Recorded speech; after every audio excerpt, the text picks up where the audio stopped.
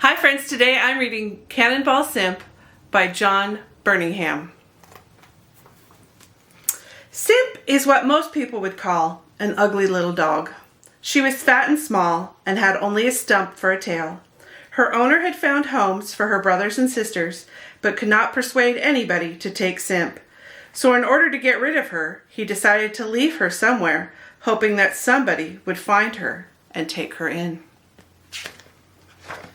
One evening, he took Simp outside the town and just dropped her near a trash dump. Poor little Simp watched the car disappearing into the distance. She could not understand why she had been left all alone. She did not know what to do. Then darkness fell. By the light of the moon, she explored the trash dump and found an old armchair to spend the night in.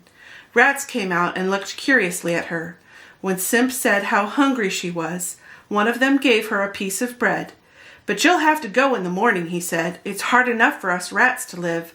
There won't be enough food for you as well."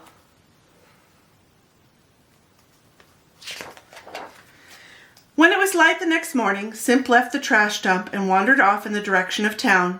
She tried to make friends with people who were going to work, but nobody seemed to care about her. She spent a long time searching for something to eat, but she could not find anything.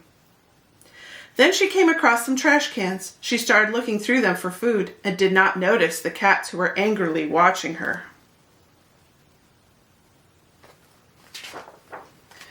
"That's my trash can!" hissed one of the cats as he pounced. Simp ran for her life with the cat just behind her. She was running so fast she didn't look where she was going. "Got you!" said the dog catcher. Two large hands grabbed Simp, and she was put in the back of a truck with other strays which the dog catcher had collected. Almost all the other dogs in the truck had homes. "We often get picked up," they said, "but what will become of you with no home to go to? And you don't even have a collar." Simp became more and more worried as she talked to the other dogs.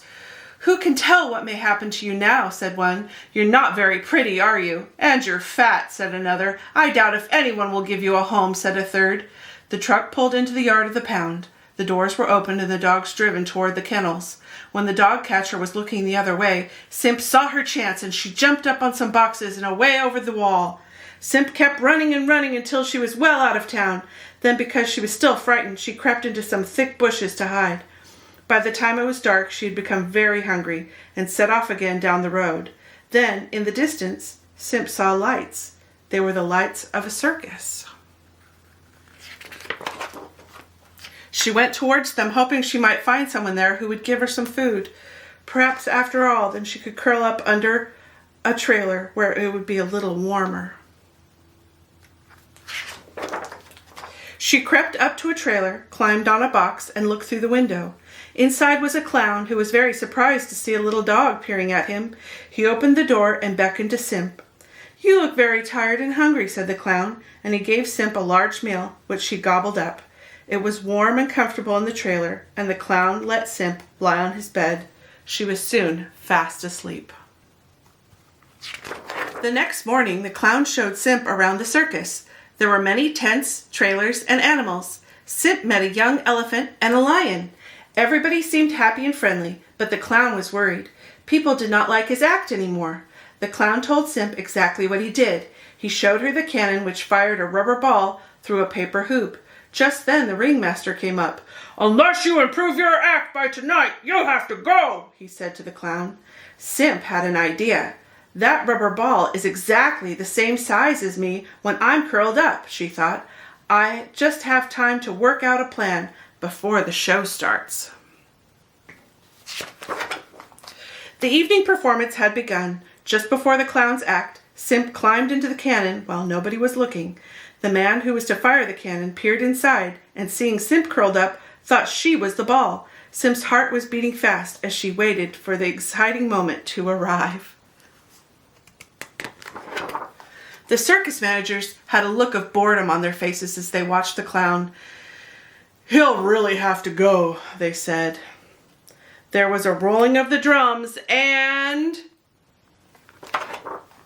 whoosh! Through the air flew Simp, straight for the paper hoop. Right through the hoop she went. The clouds roared with delight when they saw the Cannonball was a little black dog. The clown was so surprised to see Simp, he almost dropped the hoop. Simp landed on a drum and stood there proudly while the audience cheered and cheered. She had really quite enjoyed being fired from the cannon, and the clown and Simp were put on a horse and they went around and around the ring. Everyone was still wildly clapping and cheering. After the show, the ringmaster gave a party for Simp and the clown. He invited the little elephant, the lion, and a monkey Simp had met, and they all ate until they were quite full up. The ringmaster told the clown and Simp that their act was the best the circus had ever had. And so Simp lived happily with the clown and traveled around the countryside with the circus. The act became famous with people came especially to see the little dog fired from a cannon. And that is how she became called Cannonball Simp. The end.